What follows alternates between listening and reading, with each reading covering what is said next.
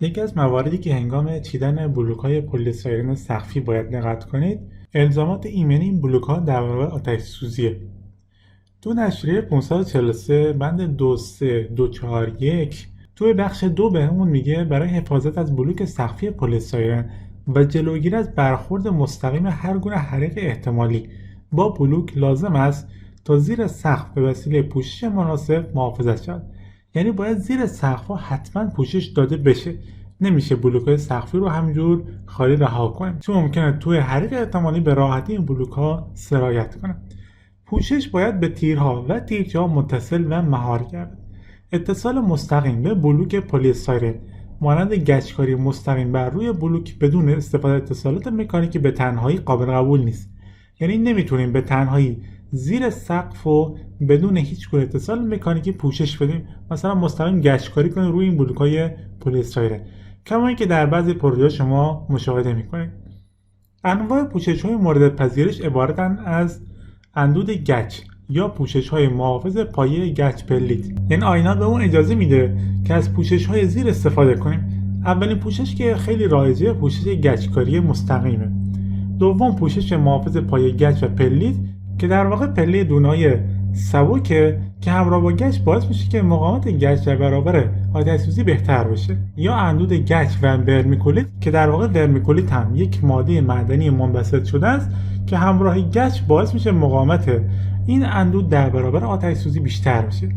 یا تخته گچی به ضخامت حداقل 1.5 سانتی. منظور از تخته گچی هم این ورق‌های گچی آماده است، مثل تولیدات شرکت کناف که به اسم ورق‌های کناف هم شناخته میشن، که در واقع بر پایه گچ تولید شدن که به نحو مناسب و مستقل از بلوک به سقف سازه مهار شده باشد. یعنی این ورق‌ها مستقیما باید به اون سازه مهار کنیم، نه اینکه به بلوک‌ها مهار بشه. یه سری پوشش هم آیین‌نامه اجازه نمیده استفاده کنیم، یعنی کفایت نمیدونه که این پوشش باعث بشه مقاومت این بلوک‌ها در برابر آتش بیشتر بشه.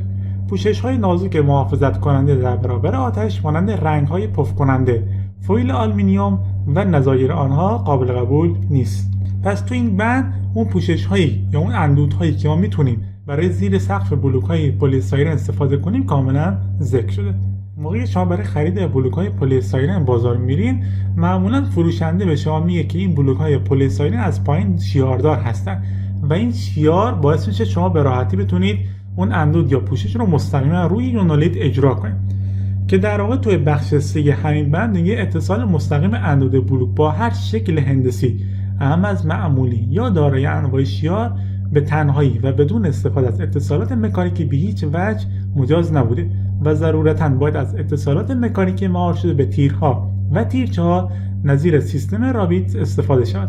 لذا تولید کنندگان موظف هستند از ارائه هر گونه اطلاعات شفاهی یا کتبی به مصرف کنندگان که مغایر با این موضوع باشد خودداری نمایند.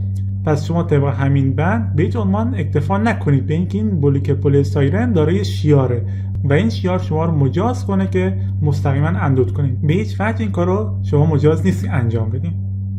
یکی از جزئیاتی خود آینا بهمون نشون داده به این صورته که میگه موقعی که شما میخواین بلوک‌های پلی‌استیرن رو توی سقف بذارین، بیان یک سری سیم‌های مفتولی توی تیرچه قرار بدین که بعداً از زیر این رابیس یا توری مرغی گالوانیزه رو به این سیم‌ها مهار کنید. این سیم‌ها هم گفته توی فاصله 15 سانتی متری تیرچه قرار بدین. یعنی دقیقاً دور تیرچه گذاشته شده داخل، بعد فوم میاد و بعدم که بتون ریزی میشه این بتون این سیمه رو کاملا مهار میکنه و بعداً شما از پایین سر سیم‌ها آزاده میتونید ورق‌های رابیس یا توری مرغی رو اینجا اجرا کنید و به این سیم‌ها مهار کنید و بعد شما مجاز هستین روی این گچ‌کاری رو انجام بدین. این ورقی که توی تصویر ورق رابیسه. ورق رابیس در واقع یک ورق‌های گالوانیزه هستن که شیار داده شدن و توسط دستگاه کشیده شده و به این شکل در اومده. این توری هم که اینجا می‌بینید به اسم توری مرغی مشهوره که با سیم‌های مفتولی به شکل شیزلی در اومده. توری مرغی رو وقتی می‌خوایم بخرین رولیه، اما رابیس‌ها به صورت ورقه‌ایه. مقاومت رابیس معمولا بیشتره، یعنی به خاطر شکل هندسی که داره و از ورق هم استفاده شده مقاومت ایستایی بالاتری داره. اما توری مرغی اینجوری نیست و توری مرغی مقدار روونتر یا شلتره و نیاز به مهار بیشتری داره که بعد از اینکه از توری مرغی یا رابیس استفاده کردید شما میتونید روی اون توری مرغی یا رابیس اندودکاریتون رو انجام بدین. که یا پلاسر میزنی یا از گچ مستقیما استفاده میکنی. یکی از حالتهای رایج دیگه هم که برای اتصالات مکانیکی زیر سقف استفاده میکنن، موقع اجرا میان تور مرغی رو دور این یونالیت سقفی میپیچن و بعد یونالیت رو قرار میدن و بعد این تور مرغی لبه‌هاش میره داخل بتون و قفل میشه و از پایین تور مرغی پیدا میشه. منتها این حالت اولیه که اینجا توضیح داده شد به نظر من خیلی بهتره، چون باعث میشه اتصال بین این قسمت اندودکاری و زیر تیرچه یک پارچه تر بشه، چون تو حالت دوم تور مرغی فقط دور یونالیت و زیر تیرچه دیگه ما تور مرغی رو نداریم. حالت سوم دیگه هم که بعضیا استفاده میکنن، به جای استفاده از این مفتولهای فولادی که از قبل باید توی تیرچه قرار بدن، میان بعداً مستقیما این توری یا ورقهای رابیتس رو از زیر سقف با دستگاه میخکوب داخل بتون تیرچه ها مهار میکنن. این حالت سوم هزینه اجرایش بیشتره، چون هزینه و میخکوبی نسبت به هزینه این مفتولهای فولادی بیشتر میشه و همچنین ممکنه جای آسیب بتون تیرچه‌تون بزنه و بتون تیرچه رو تخریب کنه. حالا اینکه شما از کدوم یک از این روش‌ها استفاده کنید به اختیار خودتون و نظر ناظر هست. یه راه حل دیگه که بخوایم الزامات آتش‌سوزی بلوک‌های پلی استیرن سقفی رو رعایت کنیم، استفاده از پنل‌های محافظ پلی استیرن و این ورق‌ها که ورق‌های بتونی هست میاد زیر این فوم‌ها قرار میگیره. یعنی همون موقعی که ما داریم سقف تیرچه رو اجرا می‌کنیم، ابتدا پنل‌ها رو قرار میدیم و بعد فوم سقفی یا یونالیت سقفی رو میایم روی پنل‌ها اجرا می‌کنیم. این پنل ها در واقع داخلشون یه مش فولادی وجود داره و بعد بتون ریزی شده. اون مش فولادی شبیه همین تورهای مرغی یا ورقهای رابیتسه و بعد هم خود بتونه باعث میشه که الزامات آتش سوزی این بلوک های پلی سایلن رعایت بشه. منتها نکته‌ای که باید توجه کنید، ارتفاع یا ضخامت پنل های محافظ 5 سانتی متره. یعنی وقتی این پنل رو قرار بدیم و فوم میاد روش، این فوم 5 سانتی متر به سمت بالا شیفت پیدا میکنه. پس شما باید این فوم رو با ارتفاع کمتری خریداری کنید. یعنی اگه قرار بود از فوم 25 استفاده کنید، حالا بیاین از فوم 20 به جاش استفاده کنید، چون 5 سانتی متر این پنل شما داره زیرش قرار میده. پس این نکته رو حتما مد نظرتون باشه. تو خیلی از پروژه ها میان از همین پنل ها استفاده میکنن و بعد شما میتونید از پایین به راحتی اندودکاریتون رو بدون اون توری مرغی یا رابیس انجام بدین. یکی از چیزهای دیگه هم که میتونید مد نظرتون قرار بدین به لحاظ اقتصادی پروژه، چون این پنل های محافظ خودشون بتونی هستن و توشون هم یک مش فولادی وجود داره و مقاومتی رو در برابر این بارها دارن تحمل میکنن، شما میتونید دانسیتی این فوم ها رو مثلا به جای 12 یا 13 از فوم با دانسیتی 9 استفاده کنید و قیمت فومتون ارزون تر بشه، چون هرچی دانسیتی شما پایین تر باشه قیمت اون فوم یا اون پلی استیرن ارزون تر میشه. بنابراین اینجوری میتونید قیمت تمام شده این پنل ها رو یک مقدار تو این دانسیتی فوم ها جبران کنید. پس نتیجه گیری کلی، وقتی از این پنل های محافظ استفاده میکنید، ارتفاع فوم سقفیتون کم میشه، اینجا یکی از هزینه‌هاتون کم میشه. دوم، دانسیتی فومتون کمتر انتخاب میکنید، این هزینه دوم.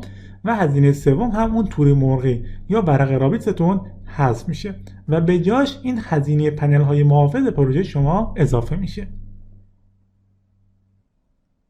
اگه سقفی که قرار شما اجرا کنید بعدا زیرش سقف کاذب دارید، یعنی قرار جوشکاری رو انجام بدیم بعد رابیتس بزنیم و سقف کاذبی رو اجرا کنید، حالا با شکل های مختلف، باید از قبل یک سری میلگرد های انتظار درون سقفتون بذارین که بعدا مشکل بر نخورید. این میلگردها انتظار در واقع یک سری میلگردهای یک سرخم هستن که همونجوری که توی تصویر اینجا میبینید این میلگردها داخل فوم قرار داده میشن. اون خم بالاش هم میره توی میلگرد سقف یا توی میلگرد تیرچه و با بتون درگیر میشه. این مابقی میلگرد که اینجا آزاد میمونه بعدن میاد به سقف کاذب ما که قرار اجرا بشه جوشکاری میشه، یعنی کمک میکنه به عنوان یک میلگرد انتظار که سقف کاذب رو بهش جوشکاری کنیم. اگه میلگردها رو اجرا نکنیم بعداً مجبوریم بیایم بتون تیرچه ها رو تخریب کنیم و میلگردهای سقف کاذب رو به آرماتور تیرچه جوشکاری کنیم. خب وقتی شما میایم به آرماتور تیرچه جوشکاری میکنید، اونم با الکترود دستی، در واقع میایم سطح مقطع این آرماتور تیرچه رو کم میکنید و قاعدتاً مقاومت این تیرچه رو شما آوردین پایین. مثلا این تیرچه‌ای که اینجا میبینید تماما اومدن بتون رو تخریب کردن و این میلگردهای سقف کاذب رو به آرماتور کششی تیرچه جوشکاری کردن. این موضوع کاملا اشتباهه و نباید صورت بگیره. پس اگه قرار شما سقف کاذبی رو اجرا کنید از قبل این میلیگرت انتظار رو بذارید. منتها توی این پروژه قبلا میلیگرت انتظار رو گذاشتن، منتها مشکلی که بوده یا بعدا اومدن طرح سقف کاذب رو عوض کردن یا میلیگرت ها به صورت رندوم گذاشتن. چون معمولا طراحی داخلی پروژه بعد از اجرا یا در حین اجرا صورت میگیره، موقع اجرای اسکلت بتونی میان یک سری میلیگرت ها رو به صورت رندوم میذارن. الان میلیگرت هیچ کاربردی نداره اینجا گذاشتن و اینجا نیاز بوده، اونم به خاطر این سقف طرحدار دایره شکلی که اینجا اجرا شده و مابقی میلیگرت هایی که نیاز داشتن و نبوده خودشون اومدن به آرماتور تیرچه جوشکاری کردن. پس شما از قبل اگه قراره سقف کاذبی رو اجرا کنید طرح اون رو بدونید به چه شکلیه و آرماتورهای انتظارتون رو مطابق اون طرحی که قراره اجرا کنین قرار بدین. اگر از سقف‌های کناف استفاده میکنید که معمولا تو سقف‌های کناف میان با دستگاه میخکوب اون سازه کناف رو میخ میکنن به این قسمت بتونی تیرچه و اون روش معمولا اشکالی نداره، چون میخ با فشار تپانچه میره داخل قسمت بتونه و گیردار میشه و به آرماتور تیرچه که مهمترین بخش این تیرچه هست صدمه وارد نمیکنه. دومین چیز هم که اینجا میبینید از قبل اجرا نشده همون توری مرغی یا ورق‌های رابیتسه که بعداً باید توسط دستگاه میخکوب روی این پروژه اجرا کنن.